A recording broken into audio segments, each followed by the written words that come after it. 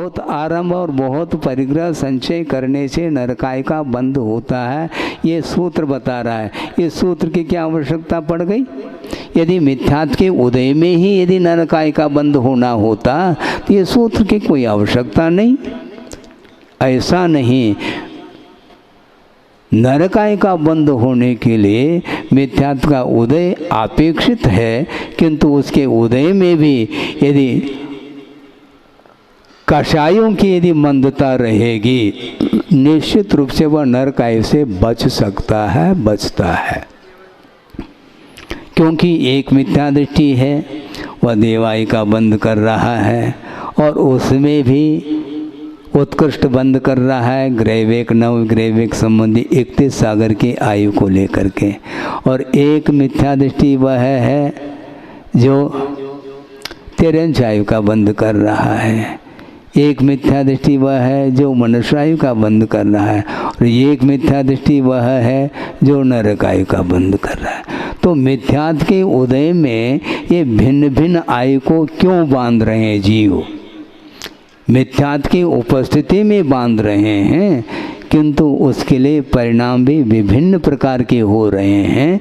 इसलिए उन कर्मों का बंध ऑटोमेटिक मिथ्यात्व के उदय होते ही बंद हो जाना चाहिए। मिथ्यात्व की उपस्थिति में यदि आश्रव होगा मिथ्यात्व की प्रमुखता से, तो 16 प्रकृति का आश्रव हो सकता है, होवे अनिवार्य नहीं। यदि अनिवार्य मान लिया जाए मिथ्यात्व गुण स्थान में, तो ऐसे स्थिति में एकेंद्रीय मिथ्या दृष्टि है, वह भी नरकाय का बंध उसको भी कर लेना चाहिए।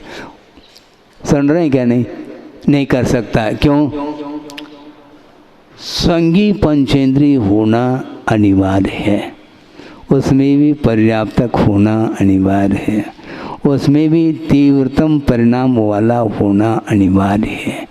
इसलिए भिन्न भिन्न प्रकृतियों के आश्रव के लिए ये भिन्न भिन्न, तो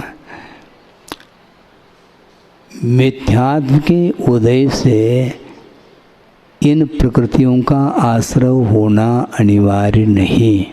इसलिए गुरुदेव का ये कहना है, प्रकृति और प्रदेशबंध योग के द्वारा होता है, स्थिति अनुभाग कषाय के द्वारा होता है। इसलिए मिथ्यात्व रूप जो भाव है वो न योग के अंतर्गत आ रहे हैं न कषाय के अंतर्गत। मिथ्यात्व यह प्रकृति न योग के अंतर्गत है न कषाय के अंतर्गत है। इसलिए आश्रय और बंध के क्षेत्र में मिथ्यात्व को अकिंचित कर स्वीकार किया है आगम ग्रंथों में। अब महाराज ये सूत्र तो आया है ना, मिथ्या दर्शना विरति प्रमाद कषाय योगा बंध हेतुवः, ये हेतु है ऐसा कहा, किंतु यह हेतु उपस्थिति की अपेक्षा से लेना चाहिए। यदि इस हेतु को नियामक मान लिया जाए तो प्रत्येक मिथ्या दृष्टि को इन 16 प्रकृतियों का आश्रव कर लेना चाहिए, जो कि ये बात बैठती नहीं है। इसलिए आप स्वतंत्र हैं, आपकी चेष्टा आपकी कषाएं ये आपके ऊपर निर्धारित हैं। इसलिए मन वचन काय की चेष्टाओं को संभालना चाहिए। कर्म के उदय पर थोप करके आप यदि निश्चिंत रहोगे तो कभी भी इस प्रकार के विभिन्न प्रकार के कर्मों के आश्रव से आप बच नहीं पाएंगे। इसलिए स्वच्छंद जो प्रवृत्ति है उसको रोको, स्वच्छंद प्रवृत्ति को रोको। नहीं रोकेंगे तो आप अर्थात जीव और किसी भी समय पर एट ए टाइम किसी भी समय पर वह अपनी भूमिका से नीचे आ सकता है, गुणस्थान से पतित हो सकता है, और हो करके उसकी कषाय की यदि तीव्रता आ गई तो वह इन 16 प्रकृति में से किसी का भी आश्रव कर सकता है। मात्र मिथ्यात्व गुणस्थान में इन 16 का ही आश्रव होता है ऐसा नहीं कहा। अन्य भी प्रकृतियों का आश्रय होता है, अर्थात 117 प्रकृति का आश्रय हो सकता है, होता है, किंतु उसके लिए जिस प्रकार योग की परिणति और जिस प्रकार का कषाय का एक निमित्त मिलेगा उसके ऊपर ही निर्धारित है। इसके साथ और कुछ विषय बाकी रहा? कुछ है और विषय है?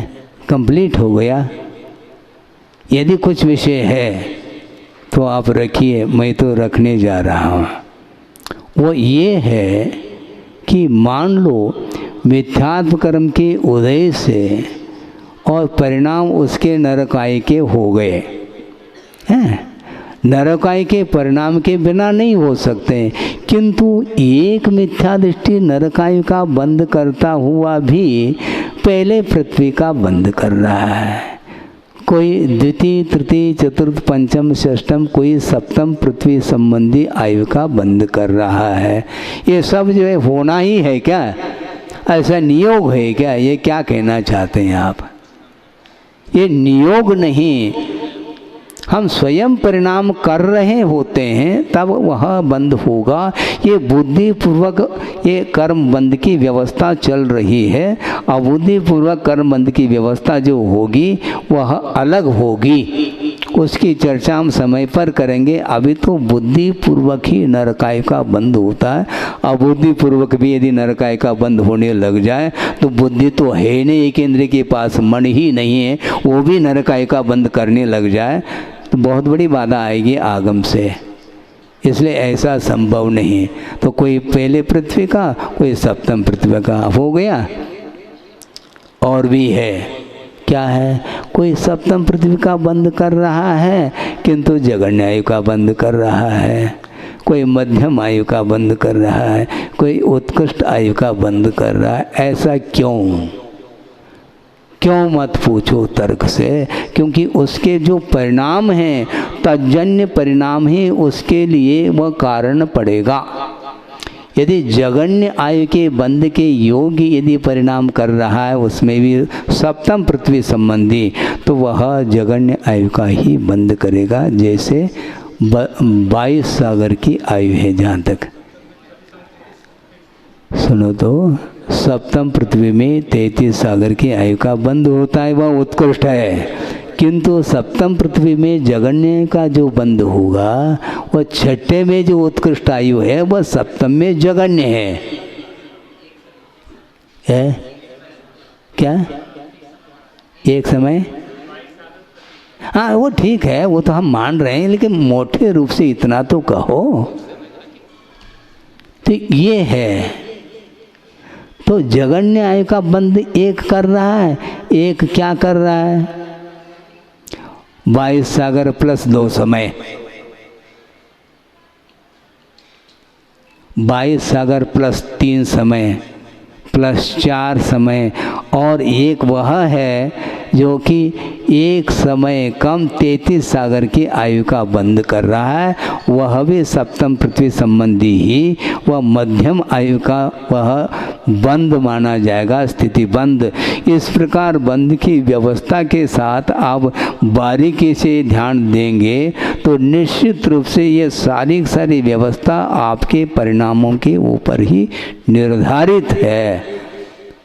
आप स्वतंत्र है, परतंत्र नहीं हैं, ये कहने का तात्पर्य है। इसलिए मनोवचन काय की चेष्टा को आप यदि शुभात्मक रखते हैं तो निश्चित रूप से पुण्य प्रकृति का आश्रय होगा। ऑटोमेटिक नहीं हो रहा है ये जीवेन अकृता न, ये जीव के द्वारा नहीं किया गया, ऐसा नहीं।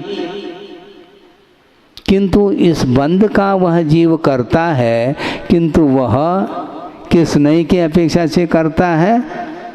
असद्भूत व्यवहार नहीं के अपेक्षा से इन कर्मों का कर्ता सिद्ध हो रहा है, और अशुद्ध निश्चय नहीं के अपेक्षा से तत्संबंधी भाव कर्मों का भी वह कर्ता सिद्ध होता है। और असद्भूत व्यवहार और उपादान की दृष्टि से तो वह पुद्गल द्रव्य ही उसका कर्ता सिद्ध होता है। इस प्रकार ये कर्म बंध की व्यवस्था है, इसको हम नकारते हैं। ऐसा होना था हो गया, होना था हो गया तो ठीक है, फिर तो ऐसा ही होना रहे, मैं क्या कर सकता हूँ उसके लिए। फिर ऐसी स्थिति में स्वच्छंद प्रवृत्ति को रोको रोको बार बार क्यों कहा जा रहा है? किसी भी प्रकार की चेष्टा करते चले जाओ तो बंध से बच पाओगे क्या? दुर्गति से बच पाओगे क्या? नहीं बच सकते हैं।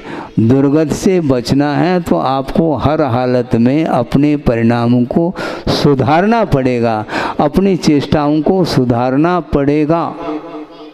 उसके बिना, क्योंकि कर्म सिद्धांत एक ऐसा सिद्धांत है वो कभी भी पक्षपात नहीं करता।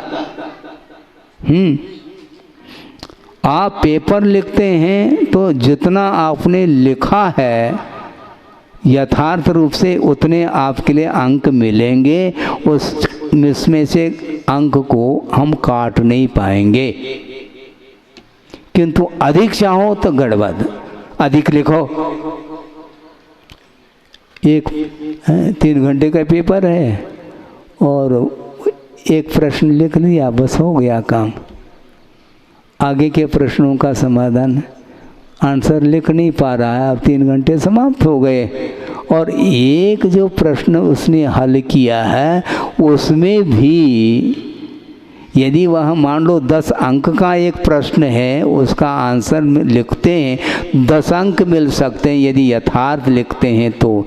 नहीं है तो अयथार्थ है तो उसमें से अंक काटे जा सकते हैं। हाँ, तो इसी को, इसमें जिस प्रकार पक्षपात नहीं निष्पक्ष हो करके उस ज्ञान का परीक्षण किया जा रहा है, उसी प्रकार कर्म सिद्धांत में भी है। आप जैसे परिणाम करेंगे, जिस क्वालिटी के परिणाम करेंगे, जिस स्थिति और अनुभव को के कारणभूत परिणाम करेंगे, उसी प्रकार के स्थिति और अनुभव को लेकर के कर्म का बंध होगा। इसलिए तीव्र मंद ज्ञात अज्ञात ये सारा बहुत सारा मैटर है, वो यहाँ पर रखना इसलिए मैं उपयुक्त नहीं समझता। प्रासंगिक ये विषय है कि वस्तुतः यह जीव के द्वारा किए गए ये परिणाम हैं, उसके माध्यम से इनका बंध हो रहा है। स्वकीय उपादान कारणे कृत्वा ज्ञानावरणादि मूलोत्तर प्रकृति रूपे बहुभेदे परिणमन्ति के ते पुद्गलाः कर्म योग्य वर्गना इत्यर्थ है। एवं यही है ना, इस प्रकार पुद्गल द्रव्य से स्वयं उपादान कर्तृत्व व्याख्यान मुख्यत्वेन गाता त्रयम गतम।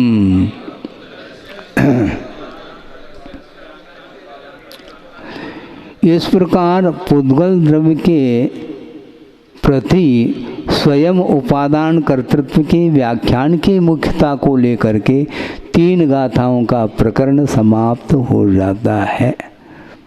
अब आगे चलें। अथ अकृतकर्मण कथं फलं भुंक्ते जीव इति यसौ पूर्वपक्ष कृत तत्र फलभोक्तृत्व विषये नई विभागेन युक्तिं दर्शयति।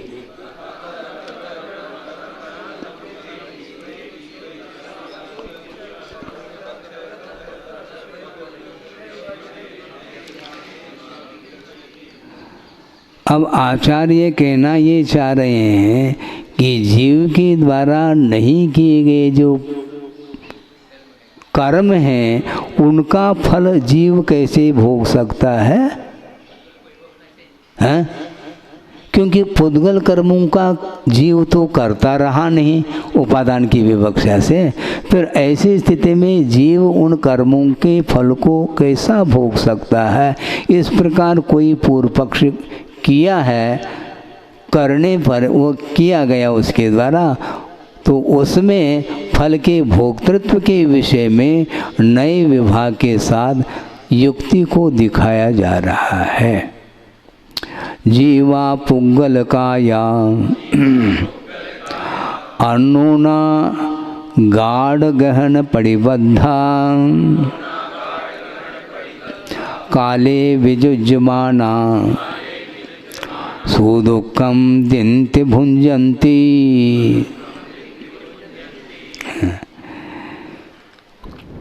जीव और पुद्गल काय अर्थात पुद्गल द्रव्य, ये दोनों अन्योन्य गाढ़ गहन परिबद्धा, ये दोनों कहाँ पर रह रहे हैं? ये परस्पर में ही इनका अवगाह हुआ है, और परस्पर में अवगाह होते हुए भी इन दोनों का संबंध परस्पर में गाढ़ प्रतिबद्ध होकर के रह रहे, बंधे हुए हैं। किंतु काले विद्यमाना, समय पर ये उस जीव से छूट जाते हैं ये कर्म, और छूटते हुए यानी निर्जरा को प्राप्त होते हुए सुख दुखम दिन्ति, सुख और दुख को ये देते हैं। देते हैं का अर्थ क्या? वो देते का अर्थ क्या है? वो दे रहे हैं क्या? किंतु देते का अर्थ इतना ही लेना चाहिए प्रसंग में, सुख दुख के लिए वे कारण सिद्ध होते हैं, ऐसा इसका तात्पर्य है। ऐसा थोड़ी कि जिस प्रकार एक व्यक्ति आहार देने के लिए आया है और हम ले रहे हैं और वह दे रहा है, इस प्रकार कर्म जो है आपको दुख देने के लिए आ रहा है और अपन ले रहे हैं, ऐसा है क्या? ऐसा नहीं। किंतु उन कर्मों के उदय में जीव सुख दुख का अनुभव करता है, इस विवक्षा में वो देते हैं ऐसा कथन करने में आता है। जब वो देते हैं तो भुंजन्ति, जीव भी उस सुख दुख का अनुभव करते हैं, भोगते हैं। भोगना तो फिर भी ठीक है, किंतु वो देते हैं का अर्थ क्या? सुख दुख को दे सकते हैं। यदि हमारा उपयोग उस कर्म के उदय से उपयोग प्रभावित है तो वो कर्म फल दे रहे हैं या देते हैं ऐसा कथन करने में आएगा। किंतु आप उन कर्मों के उदय से आपका उपयोग यदि प्रभावित नहीं है तो वो बिना फल दिए ही कर्म निर्जरित हो जाएंगे। असाता वेदनी कर्म का उदय आया, और असाता वेदनी कर्म के उदय में भयानक उपसर्ग प्रारंभ हो गया किसी जीव के निमित्त से। अब उस उपसर्ग को समता भाव के साथ, साम्य भाव के साथ अपने शुक्ल ध्यान में लीन हो करके वो कर्मों का क्षय कर रहे हैं। उस समय उस जो कर्म का फल उन्हें जो मिल रहा है, जो भोगने में आ रहा है, तो वो भोग रहे हैं क्या?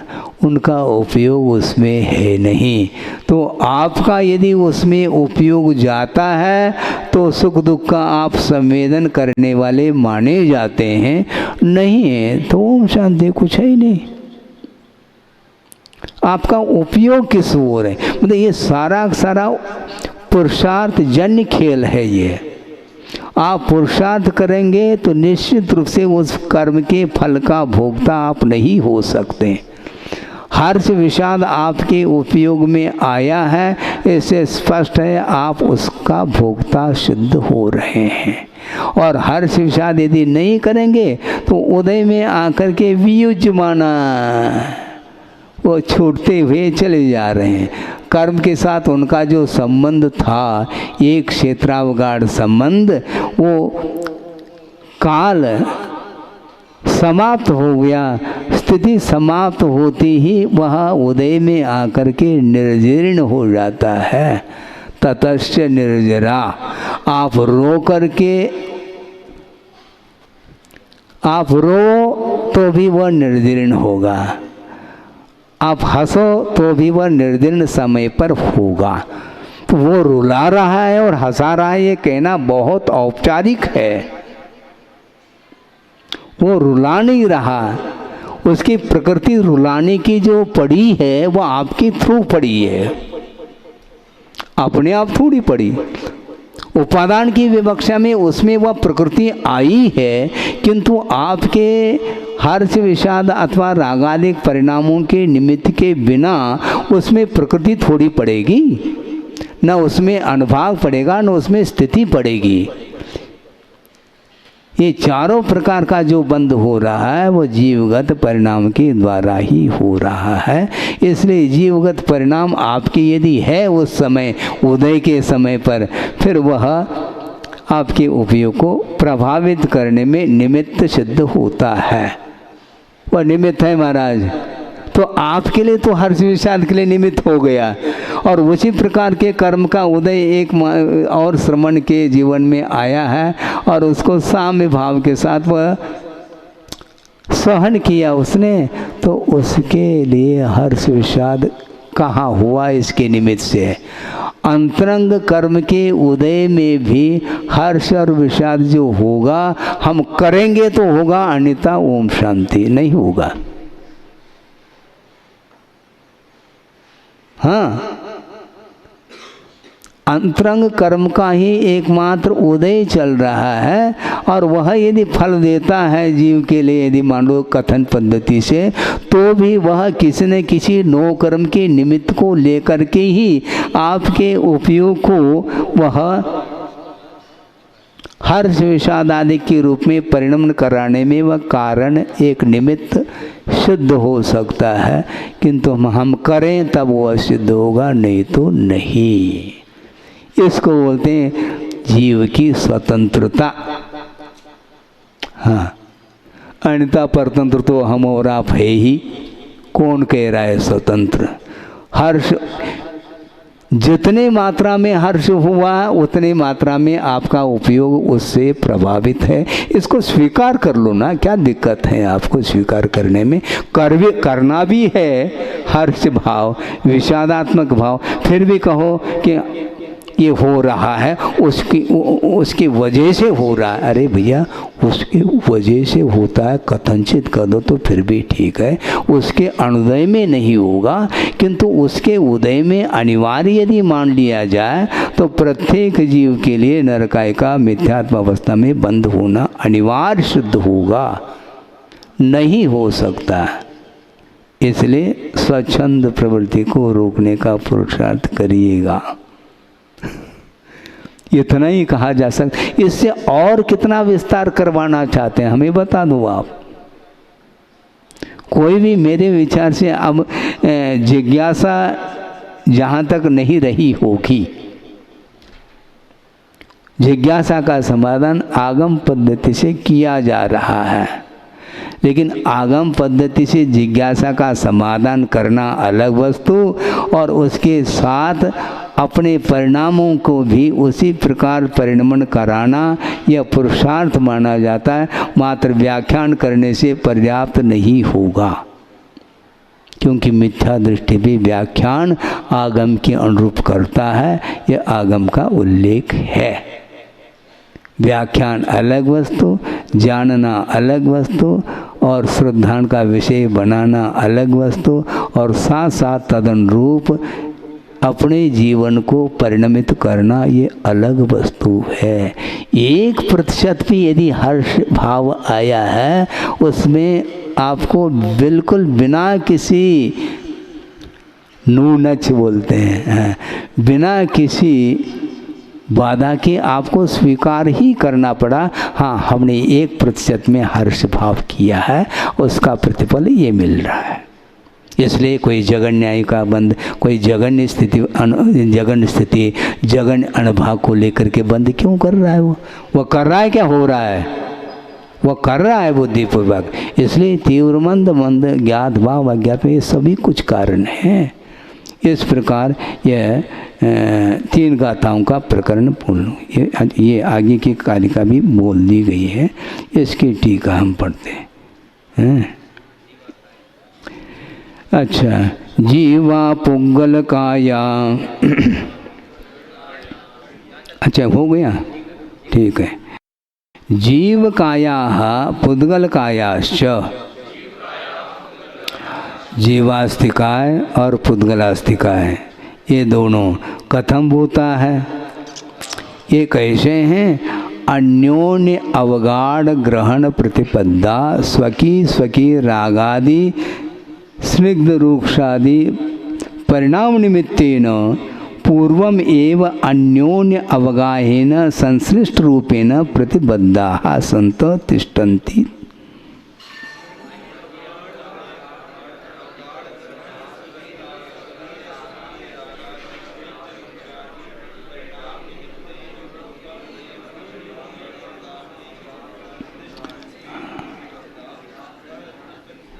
ये परस्पर में एक ही क्षेत्र पर अवगाहित होकर के, ये प्रतिबद्ध होकर के ये रह रहे हैं।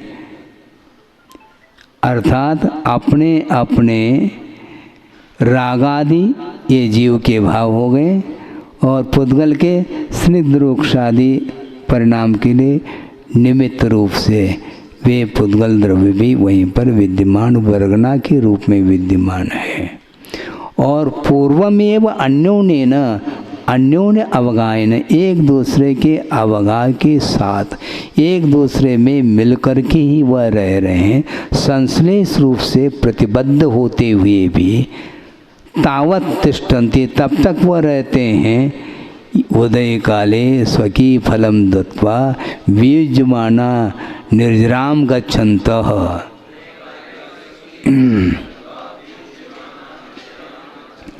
उदय काल में अपने फल को दे करके वो निर्जरा को प्राप्त होते हुए क्या करते हैं? किम कुर्वन्ति?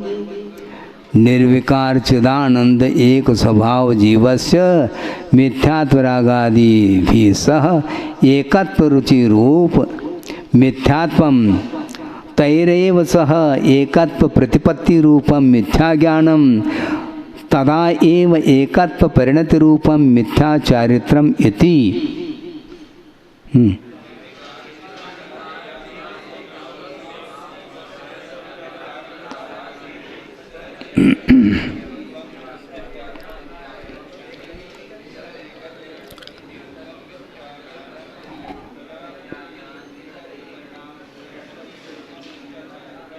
हाँ, विकार से रहित चिदानंद एक स्वभावात्मक जो जीव द्रव्य है, उसके ये निश्चय की विवक्षा में उस जीव के मिथ्यात्व रागादि के साथ एकत्व रुचि रूप मिथ्यात्व भाव है। मिथ्यात्व रागादि परिणामों के साथ वह एकत्व रुचि रूप मिथ्यात्व भाव और उस मिथ्यात्व रागादि के साथ एकत्व प्रतिपत्ति रूप, एकत्व प्रतिपत्ति का अर्थ एकत्व बोध रूप जो मिथ्या ज्ञान, प्रतिपत्ति का अर्थ क्या? बोध, एकत्व बोध रूप मिथ्या ज्ञान और उसी समय एकत्व परिणति रूप मिथ्याचारित्व, ये तीनों हो गए। इस प्रकार मिथ्यात्वादि त्रय परिणत जीवानाम, इस प्रकार मिथ्यात्वादि इन तीनों से जो परिणत जीव हैं उनके प्रति पुद्गलाः कर्तार ददति प्रयच्छन्ति।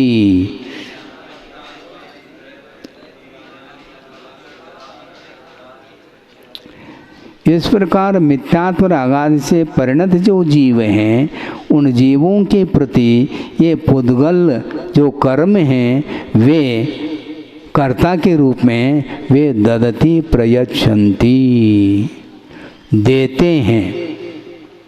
अब देखो प्रयच्छन्ति ये बहुवचन का प्रयोग है, फिर ददति ये एक वचन है। ददति का अर्थ खोल रहे हैं प्रयच्छन्ति, तो यहाँ पर प्रयच्छन्ति में तो बहुवचन का प्रयोग किया, फिर ददति ये एक वचन थोड़ा ही है, ये भी बहुवचन है। फिर एक वचन में क्या होगा महाराज? ददाति ये एक वचन, ददाति दत्तः ददति, ऐसे रूप चलते हैं इसके। दा धातु है तो ददाति देता है, दत्तः दो देते हैं, और ददति ददंती नहीं किंतु ददति, ददति कहने से ऐसा आभास होता है कि ये एक वचनांत पद हो, किंतु नहीं, क्योंकि प्रयच्छन्ति अपने आप उसका अर्थ खोला जा रहा है बहुवचन के रूप में। ये धातु का क्रियापदों का जो ज्ञान है वह उत्तरार्ध में आपको मिलेगा। इसलिए हम एक पूछ रहे थे फिर भी, क्योंकि इसके माध्यम से ही क्लियर हो जाता। प्रयच्छन्ति अर्थात देते हैं, कौन?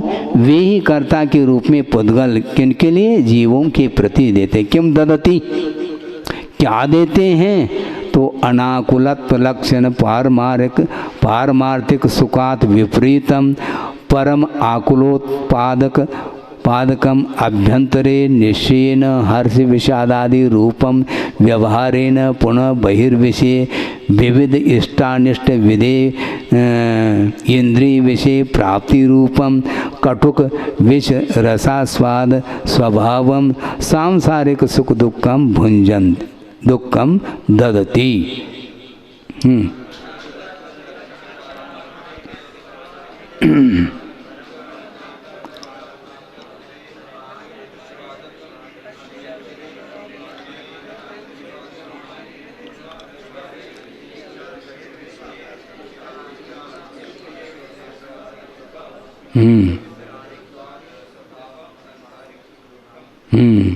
इनको वो कर्म देते हैं। क्या देते हैं? आकुलता से रहित लक्षण वाला जो पारमार्थिक सुख है उससे ठीक विपरीत जो परम आकुलता को पैदा करने वाला है। सांसारिक सुख आकुलता पैदा करता है महाराज, वह निराकुल लक्षण वाला नहीं। और भीतर में वस्तुतः निश्चय से हर्ष विषाद आदि रूप है, यानी हर्ष विषाद आदि जो परिणाम हो रहे हैं ये अपने आप में आकुलता को पैदा करने वाले परिणाम हैं। इस प्रकार कौन करा रहा है? वो मिथ्यात्व रागादिक जो द्रव्य कर्म हैं उनके उदय में ये परिणाम हो रहे हैं, और यही वह पुद्गल द्रव्य दे रहा है फल। व्यवहार से पुनः बाहरी विषय में क्या अनेक प्रकार के इष्टानिष्ट जो इंद्रिय के विषय की प्राप्ति रूप जो कटुक विष रसा स्वाद स्वभाव वाले, कोई कड़वे स्वभाव वाले विष आदिक हैं अथवा मीठे स्वभाव वाले मधुर आदिक, इसमें ये उपलक्षण है। इसके साथ और बहुत सारे भाव या अनुभव को लिए हुए कर्म हैं जो कि सांसारिक सुख दुखम ददति, सांसारिक जो सुख और दुख है वह इसको लेकर के वह सुख का अनुभव करता है। हर्ष हुआ ये भीतर का है, और बाद में ये जो बाहरी विषय में जो जिन वस्तुओं को लेकर के हर्ष हुआ था, हाँ वो मेरे लिए वो वस्तु मिलने वाली है, अभी मिली नहीं है, मिलने वाली है, और वह उसको देख के हर्षित हुआ, ये भीतरी हो गया। और जब वह उस वस्तु को जब भोगता है उस समय सुख और दुख को वो कर्म देते हैं, फल देते हैं, ऐसा कहा है, क्योंकि उनकी वह प्रकृति है। साता वेदनी कर्म का उदय यदि होता है तो उस समय आपको जो सुख मिल रहा है वह कर्म ही आपको सुख दे रहा है, ऐसा कहने में आता है। हम सुख महसूस कर रहे हैं, उसमें हम सुख मान रहे हैं। यदि इष्ट वस्तु में सुख की आपकी मान्यता नहीं है, इष्ट विषयों में आपके सुख की मान्यता नहीं है, तो उसका चयन क्यों करते हैं? इसका अर्थ मान्यता में है, यह सुख उत्पन्न करने वाली वस्तु है। इस प्रकार की मान्यता के बिना उस वस्तु का ग्रहण संभव ही नहीं। इसलिए ग्रहण करने के पहले उस वस्तु को देख करके वह हर्ष का अनुभव करता है। हाँ, इसी वस्तु के द्वारा मुझे सुख मिलने वाला, ऐसी मान्यता होने के कारण उसको वह ग्रहण करता है। उस समय वह कर्म फल आपको दे रहा है, ऐसा कहा जाता है। उस फल का भोक्ता आप उस समय हो जाते हैं। हाँ, ये हो गया। वीतराग परमाल्हाद एक रूप सुकामृत रसास्वादन भोजन रहिता जीवा निश्चयेन भाव रूपम व्यवहारेण द्रव्य रूपम भुंजन्ते होना चाहिए, भुंजन्ते सेवन्ते इति अभिप्रायो।